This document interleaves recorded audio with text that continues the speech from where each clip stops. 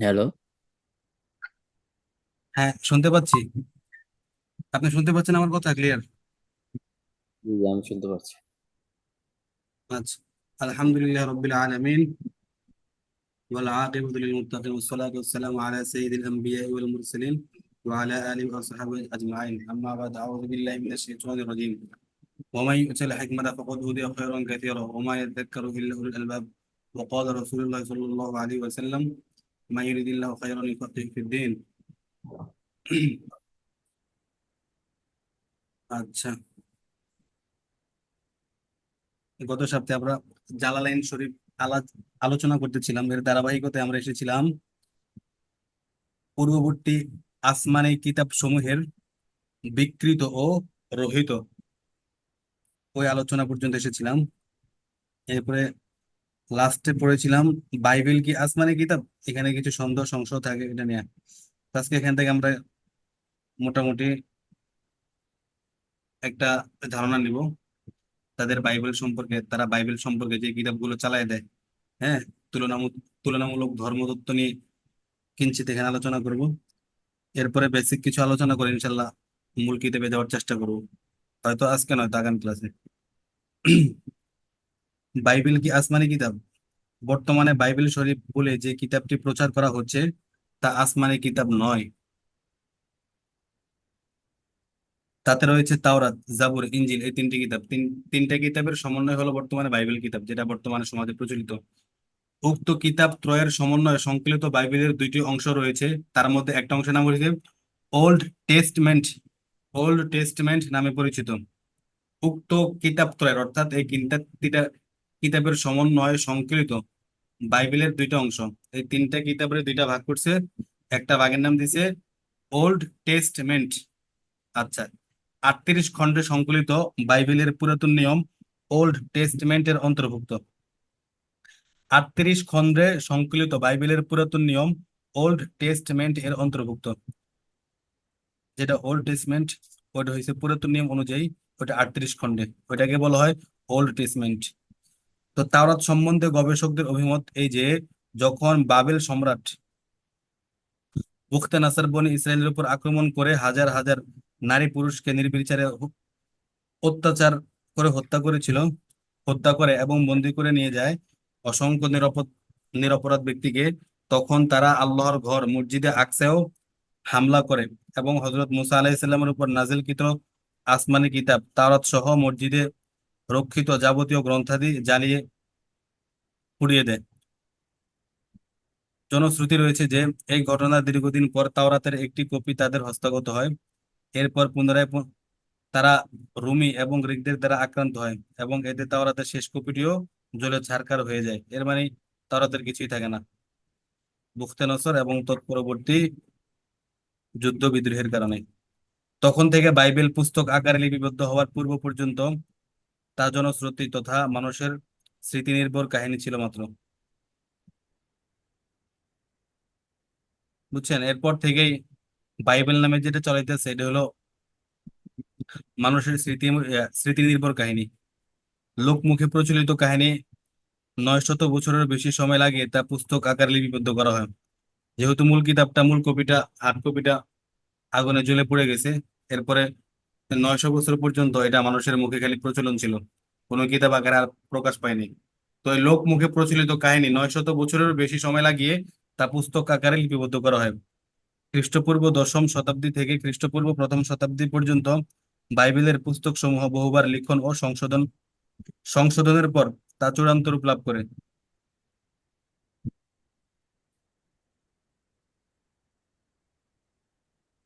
আচ্ছা, পুস্তক আকারে লিপিবদ্ধ করতে গিয়ে কিতাবটিকে মূল ভাষায় লিপিবদ্ধ না করে লেখকগণ এর অনুবাদ লিপিবদ্ধ করেছেন।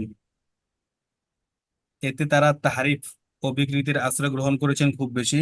তারা তাদের নিজেদের স্বার্থে নিজস্ব যুগের এবং পরিবেশের প্রয়োজনে বর্ণিত বিষয়বস্তুর ব্যাপক অদল বদল এমনকি সংযোজন ঘটাতেও বিন্দুমাত্র কুণ্ঠাবোধ করেননি।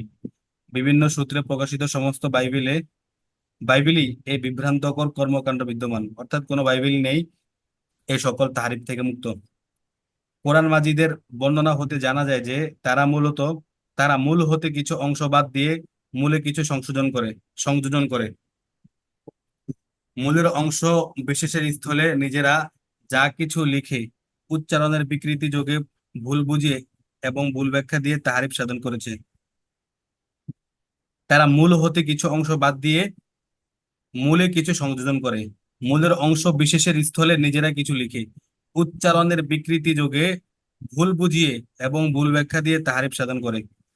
আচ্ছা, এই যেটা বললাম এখানে রেফারেন্স হলো ইজারে হক মাওলানা রহমতুল্লাহ কিরানবী রহমতুল্লাহ এর গ্রন্থ। আর একটা আছে বাইবেল সে কোরআন তক, মুফতি তকি উসমানী সাহেবের। না, বাইবেল সে কোরআন তক এটা হলো মাওলানা রহমতুল্লাহ কিরানবী রহমতুল্লাহ এর। আচ্ছা, এরপরে আছে উলুমুল কোরআন, মুফতি তকি উসমানী সাহেবের। এগুলো মোটামুটি আলোচনা করেছে।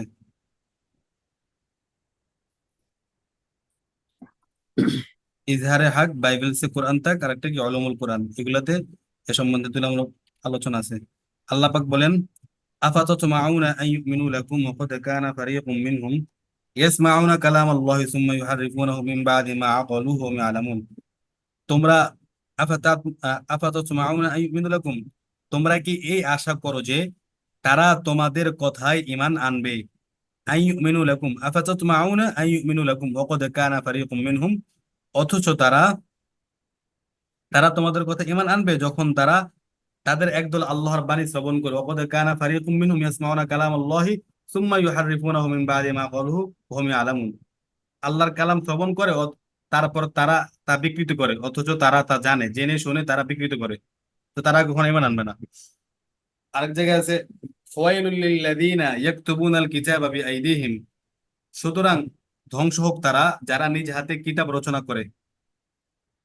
সুম্মা ইয়াকুলুনা হাযা মিন ইনদিল্লাহি, এবং বলে কি এটা আল্লাহ পাকের পক্ষ থেকে। লিয়াশতারু বি সামানান কলিলা, এটার দ্বারা তারা সামান্য মূল্য গ্রহণ করে। হ্যাঁ, সামান্য বা তুচ্ছ মূল্য প্রাপ্তির জন্য বলে দেখি এটা আল্লাহ পাকের হতে প্রাপ্ত। ওয়াইলুল লাহুম মিম্মা কাতাবাত আইদিহিম ওয়া ওয়াইলুল লাহুম মিম্মা ইয়াকসিবুন, তাদের হাত যা লিখেছে এটা ধ্বংস হোক, এবং তারা যেটা কামাই করেছে এটাও কি ধ্বংস হোক।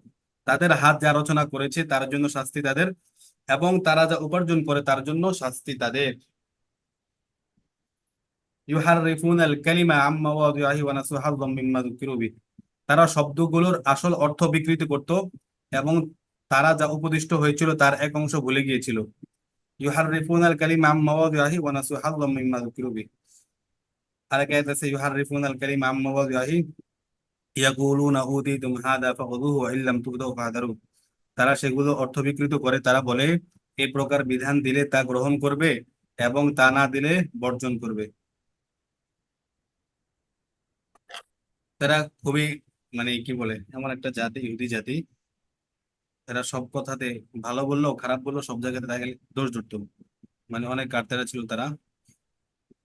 এমনকি আল্লাহ পাক যখন তাদেরকে ধন সম্পদ দিত তখন তারা বলতো ইন্নাল্লাহ ফাকির ওয়া নাহনু আগনিয়া, আল্লাহ পাক ফকির আর আমরা কি ধনী, নাউজুবিল্লাহ। এরপরে আবার যখন তারা নাউজুবিল্লাহ। তারা যখন নিঃস্ব হয়ে গেছিল তখন তাদেরকে প্রশ্ন করা হয়েছিল তোমরা নিঃস্ব কেন?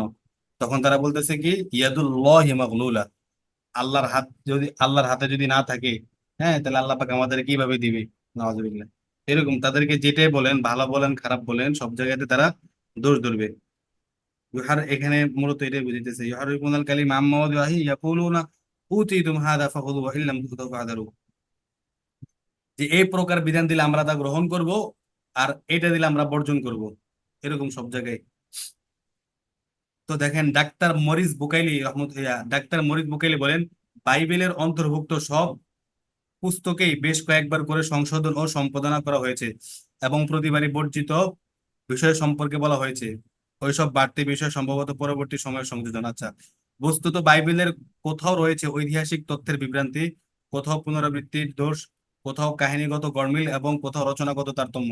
এক কথায় ইহুদিদের গির্জার যেমন বিভিন্নতা রয়েছে তেমনি গির্জা ভিত্তিক বিভিন্ন সম্প্রদায়ের জন্য রয়েছে সম্পূর্ণ পৃথক পৃথক বাইবেল। মানে এই দ্বারা বোঝানোর উদ্দেশ্য বাইবেলটাকে এতটা রদ বদল করা হয়েছে, এতটা সংস্করণ, সংকলন, হ্যাঁ, পরিমার্জন, সংশোধন, পরিমার্জন এগুলো করা হয়েছে। কেননা বাইবেল সম্পর্কে এক এক গির্জার ধারণা এক এক রকম, আর পারস্পরিক ভিন্ন ধারণার কারণেই অন্য ভাষায় বাইবেল তর্জমা করতে গিয়েও তাদের পক্ষে একমতে পৌঁছা সম্ভব হয়নি। এই পরিস্থিতি এখন অব্যাহত রয়েছে। এটা হচ্ছে ডাক্তার বরিস বুকেলের কথা। আচ্ছা।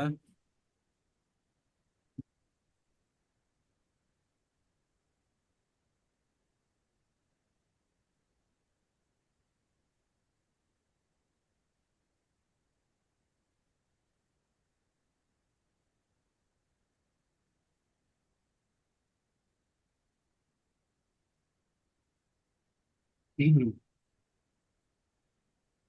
আচ্ছা,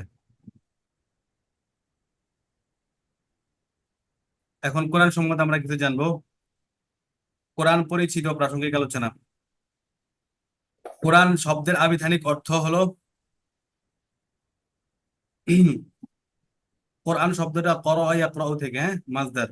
কোরআনুল মাজদার, যেটা করআ ইয়াকরাউ ফিল, সে হিসেবে কোরআন অর্থ পাঠ করা। শব্দটি মাকরুউন অর্থাৎ মাফউলের অর্থ কি ব্যবহৃত হয়। মাকরুউন মাফউলের অর্থে ব্যবহৃত হয়। যেহেতু কোরআন মাজিদ নামক গ্রন্থটিও পাঠ করা হয় বা পঠিত হয়, তাই একে কোরআন বলে নামকরণ হয়। কোরআন অর্থ পাঠ করা বা পড়া। আর মাকরুন অর্থ কি পঠিত, মাফউলের অর্থে। তো যেহেতু কোরআন মাজিদ নামক কিতাবটি পাঠ করা হয় বা পঠিত হয়, এই জন্য তার নাম কোরআন বা মাকরুউন। এখানে একটা সংজ্ঞা সংজ্ঞা পরিভাষায় কোরআনের সংজ্ঞা। আল কিতাবু আল কিতাব, এগুলা কিন্তু গুরুত্বপূর্ণ, হ্যাঁ, এগুলো কোট করেন। আল কিতাবুল মুনাজ্জালু আলা রাসূলিল্লাহি সাল্লাল্লাহু আলাইহি ওয়াসাল্লাম, যেটা আল কিতাবু আল মুনাজ্জাল এমন একটা কিতাব যেটা আল্লাহ রাসূল সাল্লাল্লাহু আলাইহি ওয়াসাল্লামের উপর নাযিল হয়েছে। আল মাকতুব ফিল মাসাহিব, যেগুলা মাসাহিব বা হার্ড কপিতে লেখা আছে, গ্রন্থ আকারে কি লিপিবদ্ধ। আল মানকুল আনহু নাকালাম মুতাওয়াতিরাম বিলা শুবহাতিন, আর তা সন্দেহ ছাড়া বা সন্দেহাতীত, তাওয়াতুর মানে কি ধারাবাহিক বর্ণনায় বর্ণিত হয়ে আসছে। আল মানকুল আনহু নাকালাম মুতাওয়াতিরাম বিলা শুবহাতিন।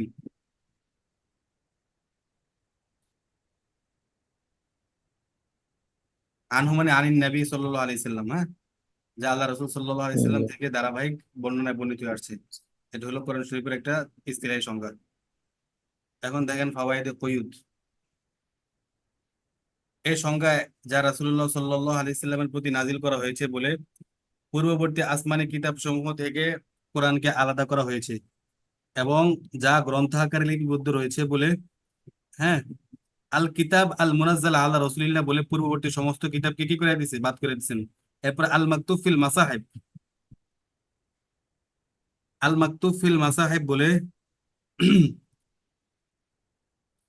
ইয়া মুসান্নিফ রহমতুল্লাহ বুঝেছেন যে যে সকল জিনিস, হ্যাঁ, যে সকল কিতাব লেখা নেই, লিপিবদ্ধ নেই, সেগুলো থেকেও কোরআন মাজিদকে পৃথক করে দেওয়া হয়েছে। যেমন ওই সমস্ত আয়াত যেগুলোর বিধানটা এখনো কার্যকর আছে, বলবৎ আছে, কিন্তু তেলাওয়াত রহিত হয়ে গেছে। আর যা সন্দেহিত ভাবে তাও তাওরাত তাওয়াতুর এর সাথে বর্ণিত হয়ে আসছে বলে, যা এই প্রক্রিয়া বর্ণিত নেই, সেগুলো থেকে কোরআন মাজিদকে আলাদা করে দেওয়া হয়েছে। আচ্ছা, এখানে আল মাকতুব ফিল মাসাহিব বলে কি বুঝেছেন? এমন এমন কিছু বিধানের কথা যেগুলো বর্তমানে লেখা নাই, ঠিক আছে, কোরআনের আয়াত হিসেবে আমরা পড়ি নাই, কিন্তু এগুলোর বিধানটা বলবৎ আছে, ওইটা বুঝেছেন। অর্থাৎ যে সকল আয়াতের বিধানটা এখনো বলবৎ আছে, কার্যকর হয়, কিন্তু এটা তেলাওয়াতটা কি মানসুখ হয়ে গেছে, এখানে এটা উদ্দেশ্য। এরপরে দেখেন লিখছেন আল মানকুল আনহু নাকালাম মুতাওয়াতিরাম বিলা শুবহাতিন। মুতাওয়াতিরা কি উদ্দেশ্য? অর্থাৎ যেগুলো এই পর্যায়ের, অর্থাৎ এই প্রক্রিয়ার, যেগুলো তাওয়াতুর, অর্থাৎ আল্লাহ রাসূল সাল্লাল্লাহু আলাইহি সাল্লাম থেকে এ পর্যন্ত মুতাওয়াতির বর্ণনায় বর্ণিত না, এগুলো থেকে কোরআন মাজিদকে আলাদা করা হয়েছে, যেমন তাওরাত, জাবুর, ইনজিল।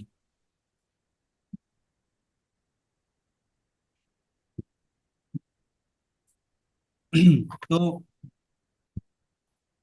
এই গুপ্ত সংজ্ঞা দ্বারা বা এই কথাগুলো দ্বারা এটা প্রতীয়মান হয় যে গোটা কোরআনে মুতাওয়াতির ভাবে প্রমাণিত, এবং মাসহাফে উসমানিতে যা আছে তা পুরাটাই মুতাওয়াতির ভাবে প্রমাণিত। কোরআনের কোনো অংশই মাসহাফে উসমানি থেকে বাদ পড়ে যায়নি। এটাই গোটা মুসলিম উম্মাহর আকীদা ও অকাট্য সত্য। কাজে শিয়া শিয়া ইসলামিয়া শিয়া ইসমিয়া একটা সম্প্রদায় আছে, হ্যাঁ, নাম হচ্ছে ইসমিয়া, শিয়া ইসমিয়া বলে তাদেরকে। তো তাদের একটা বক্তব্য, সেটা কি, এই কোরআন আসল কোরআন নয়। যারা শিয়া ইসমিয়া তারা বলে এই কোরআন আসল কোরআন নয়, আসল কোরআন আমাদের দ্বাদশ মানে 12 ইমামের নিকট রক্ষিত আছে। তো এটা একান্তই মিথ্যা ও বানোয়াট। সর্বোপরি তাদের এই বক্তব্য কোরআন হেফাজতের ব্যাপারে ইলাহি প্রতিশ্রুতির বিরুদ্ধে প্রকাশ্য এক চ্যালেঞ্জ বটে। যারা এই আকীদায় বিশ্বাসী তারা যে কাফের এতে কোনো সন্দেহের অবকাশ নেই, কারণ আল্লাহ পাক বলছেন, ইন্না নাহনু নাযালনা যিকরা ওয়া ইন্না লাহু লাহাফিজুন। আমি কি করব? পবিত্র কোরআনকে সংরক্ষণ করব। কিন্তু তাদের কথা দ্বারা কি বোঝা যায় যে আল্লাহ পাক কোরআন শরীফ সংরক্ষণ করতে পারেনি, এরা একমাত্র তাদের 12 ইমামের কাছেও কি রক্ষিত আছে, নাউজুবিল্লাহ। তো এর দ্বারা বোঝা যায় তারা কি একবারে নিশ্চিত একজন কাফের। কোরআন মাজিদের নাম সমূহ, কোরআন মাজিদের অনেক নাম পাওয়া যায়, বুঝছেন। যেমন একজন আবুল মাআলি, একজন লেখক আবুল মাআলি, তিনি বলেন কোরআনের কোরআনের 50টির নাম আছে। তিনি বলেছেন কি কোরআনের 50টি নাম আছে, তবে মুফতি তকি উসমানী সাহেব দামাত বরকাতুহু বলতেছেন ওইগুলো কোরআনের নাম না, এগুলো কি কোরআনের সিফাত। নাম মূলত 5টা। আচ্ছা, এটা একটা কথা। আর এখানে কি লিখছেন, ইমাম আবু জাফর তাবারি রহমতুল্লাহ বলেন আল্লাহ রসুল সাল্লাল্লাহু আলাইহি সাল্লামের প্রতি অবতীর্ণ কোরআন মাজিদের 4টি নাম আল্লাহ তাআলা পবিত্র কোরআনে ইরশাদ করেছেন। মুফতি তকি উসমানী সাহেব বলেছেন 5টা নাম আছেন, যেমন কোরআন, ফুরকান, তানজিল, আল কিতাব, জিকির। কোরআন, ফুরকান, জিকির, আল কিতাব, তানজিল, 5টা নাম। আর ইমাম আবু জাফর তাবারি রহমতুল্লাহ বলছেন 4টি নাম। আর এছাড়া বাকিগুলো গুণবাচক নাম। যেমন একটা উদাহরণ, আল্লাহ পাক বলেন, নাহনু নাকুসু আলাইকা আহসানাল কসসি বিমা আওহাইনা ইলাইকা হাযাল কুরআন। ইউসুফ আলাইহিস আল্লাহ রাসূল সাল্লাল্লাহু আলাইহি সাল্লামকে বলতেছেন কি আমি আপনার নিকট সুন্দর সুন্দর ঘটনা বর্ণনা করব, বিমা আওহাইনা ইলাইকা হাযাল কুরআন, যেটা কি এই কোরআনে ওই হিসেবে প্রেরিত আছে, বর্ণিত আছে। তো এখানে কোরআন শব্দ ইউজ করছেন। অনুরূপ ভাবে কোরআন মাজিদের আরো 65 স্থানে এই কোরআন শব্দ ব্যবহৃত হয়েছে। তো পুরা কোরআনে 65 জায়গায় আল কোরআন শব্দটা বর্ণিত আছে। আল ফুরকান, তাবারাকাল্লাযী নাযালাল ফুরকানা আলা আবদিহি লিয়াকুনা লিল আলামিনা নাযীরা। এখানে ফুরকান হিসেবে কোরআনের কথা বর্ণিত হয়েছে। আরেক জায়গায় জিকির, ইন্না নাহনু নাযালনা যিকরা ওয়া ইন্না লাহু লাহাফিজুন। আরেক জায়গায় কিতাব, আলহামদুলিল্লাহিল্লাযী আনজালা আলা আবদিহিল কিতাবা ওয়া লাম ইয়াজআল লাহু ইওয়াজা। এগুলো তো মানে কোরআন থেকে চুজ করা বা কোট করা কোরআনের প্রকৃত নাম 4টা। আর এছাড়া কোরআনের তো গুণবাচক অনেক নাম রয়েছে।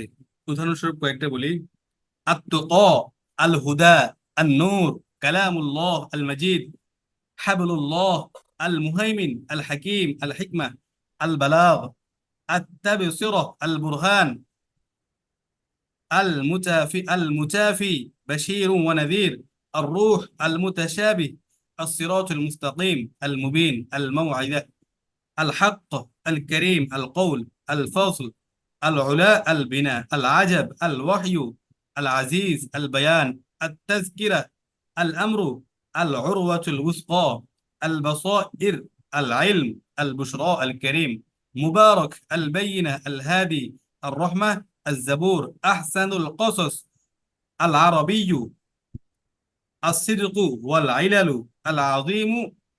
العظيم المرفوعة، الصحف، التنزيل। এগুলো হলো কি কোরআনের কিছু গুণবাচক নাম। উলুমুল কোরআন থেকে এটা কোট করা। উলুমুল কোরআন কিতাব লিখেছেন আল্লামা ইসাক ফরিদি রহমতুল্লাহ আলাইহি।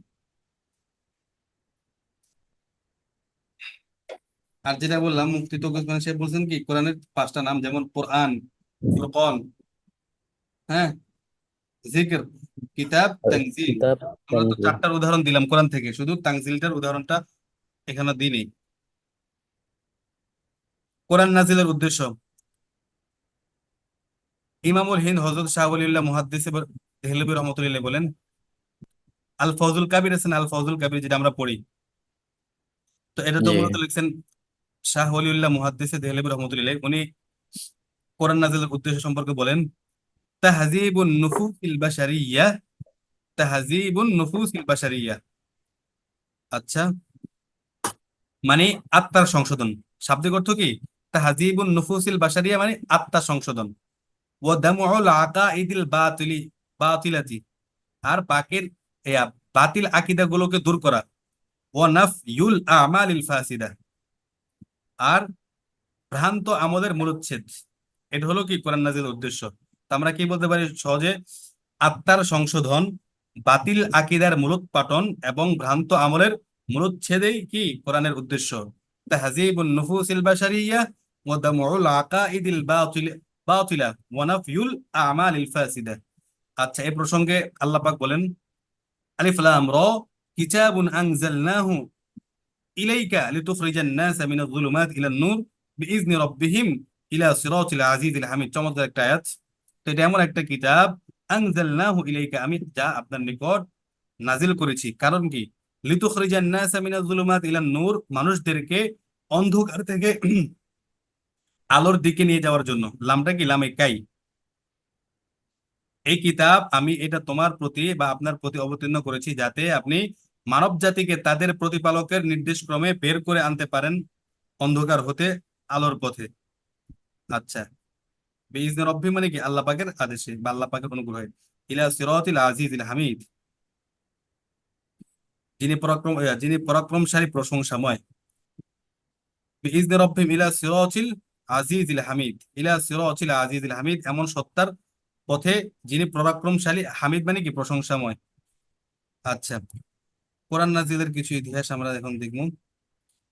সৃষ্টির সূচনা থেকে কোরআন লহে মাহফুজে সংরক্ষিত আছে। এই ব্যাপারে কোরআনে পাকে ইরশাদ আছে, বাল হুয়া কুরআনুম মাজিদ ফি লাওহিম মাহফুজ। আচ্ছা, ওয়া ইন্নাহু ফি উম্মিল কিতাবি লাদাইনা লাআলিয়্যুন হাকীম। একবারে সৃষ্টির সূচনা থেকেই, হ্যাঁ, হযরত আদম আলাইহিস সালামের পূর্ব থেকেই, সূচনা থেকেই পুরো কোরআন শরীফটা লওহে মাহফুজে সংরক্ষিত হয়েছে। এই ব্যাপারে কোরআনে কারিমে তো বলতেছেন কি, বাল হুয়া কুরআনুম মাজিদ ফি লাওহিম মাহফুজ। আচ্ছা, ওয়া ইন্নাহু ফি উম্মিল কিতাবি লাদাইনা লাআলিয়্যুন হাকীম।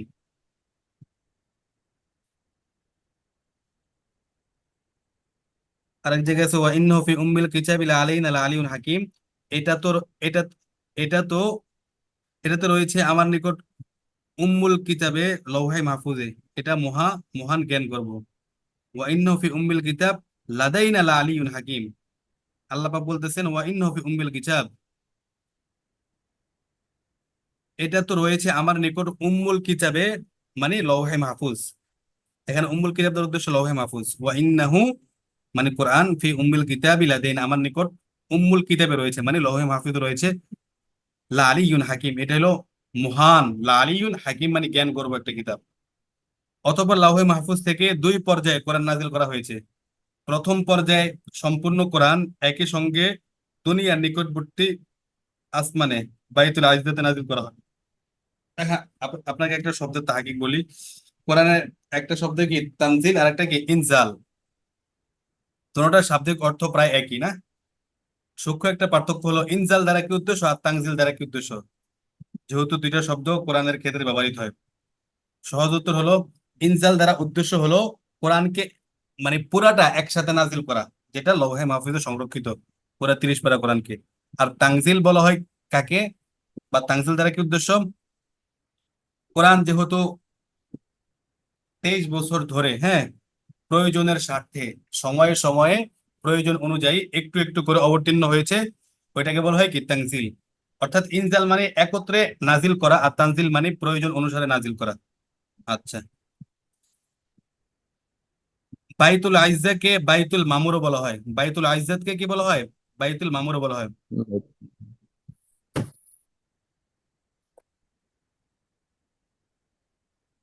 এটা কাবা শরীফের বরাবর উপরে দুনিয়ার নিকটবর্তী আকাশ, আকাশে ফেরেশতাগণের ইবাদতগাহ। বাইতুল আইজ্জাত বা বাইতুল মামুর কাকে বলে?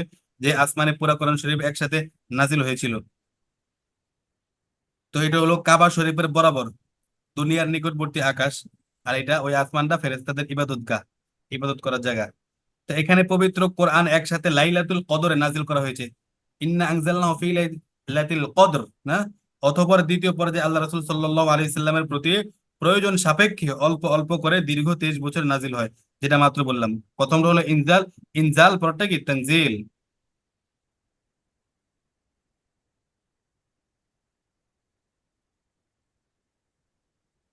প্রথম অবতীর্ণ আয়াত। মুতাবার কল অনুযায়ী আল্লাহ রাসূল সাল্লাল্লাহু আলাইহি সাল্লামের প্রতি সর্বপ্রথম যে আয়াতগুলো নাজিল হয়েছে সেগুলো ছিল সূরা আলাকের প্রথম 5 আয়াত। ইমাম বুখারী হযরত আয়েশা রাদিয়াল্লাহু তাআলা আনহার সূত্রে বর্ণনা করেন, আল্লাহ রাসূল সাল্লাল্লাহু আলাইহি ওয়াসাল্লামের প্রথম ওহী নাজিল হয়েছিল হেরা গুহায়। তিনি নির্জন ইবাদতে মশগুল থাকতেন, রাতের পর রাত হেরা গুহায় কাটিয়ে দিতেন। এই অবস্থাতেই এক রাতে হযরত ইব্রাহিম আলাইহিস সালাম হেরা গুহায় তার নিকট এসে বললেন, ইকরা, পড়ো। আল্লাহ রাসূল সাল্লাল্লাহু আলাইহি সাল্লাম উত্তরে বললেন, আমি পড়তে জানি না। এই উত্তর শুনে হযরত জিবরিল আলাইহিস সালাম আল্লাহ রাসূল সাল্লাল্লাহু আলাইহি সাল্লামকে বুকে চেপে ধরেন, অতঃপর ছেড়ে দেন। আবার বলেন, ইকরা, পড়ুন। আল্লাহ রাসূল সাল্লাল্লাহু আলাইহি সাল্লাম বললেন, আমি পড়তে জানি না। তিনবারের পর আল্লাহ রাসূল সাল্লাল্লাহু আলাইহি সাল্লাম জিজ্ঞেস করলেন, কি পড়বো? নাজিল হলো, ইকরা বিসমি রাব্বিকাল্লাযী খলাক, খলাকাল ইনসানা মিন আলাক, ইকরা রাব্বুকাল আকরাম। আল্লাহ, ঠিক আছে, অর্থ বললাম না। তো এটা ছিল মূলত প্রথম অবতীর্ণ কয়েকটি আয়াত। এরপর 3 বছর ওহী নাজিলের ধারা বন্ধ থাকে। এই প্রথম তিনটার এতটা পাওয়ার ছিল নবীজিকে যে চাপ দেন, তখন নবীজি বলছেন আমাকে যখন জিবরাইল আলাইহিস সালাম একটা চাপ দেয়, হ্যাঁ 3বার চাপ দেয়, তো এই চাপ দেওয়ার কারণে মনে হচ্ছে আমার এক পাজরের হাড় আরেক পাজরে গিয়ে চলে গেছে, এতটা মানে ভারী মনে হয়েছে তখন আমার কাছে। তো তখন একটা চাপ পড়েছিল। এরপরে নবী সাল্লাল্লাহু আলাইহি সাল্লাম ঘরে এসে আম্মা জান খাদিজা সিদ্দিকা রাদিয়াল্লাহু আনহাকে বলেছিলেন কি, জাম্মিলুনি জাম্মিলুনি, আমাকে কম্বল দ্বারা আবৃত করো। জ্বর জ্বর এসেছিল যেহেতু প্রথম হয়েছিল, এই জন্য।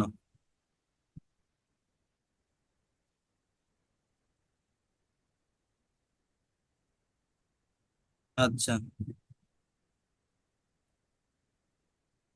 3 বছর পর পুনরায় আল্লাহ রাসূল সাল্লাল্লাহু আলাইহি সাল্লাম হযরত জিবরাইল আলাইহিস সালামকে আসমান ও জমিনের মধ্যস্থলে দেখতে পেলেন। একবারই পুরা দেহটা রিয়েল যে চেহারা ছিল তখন।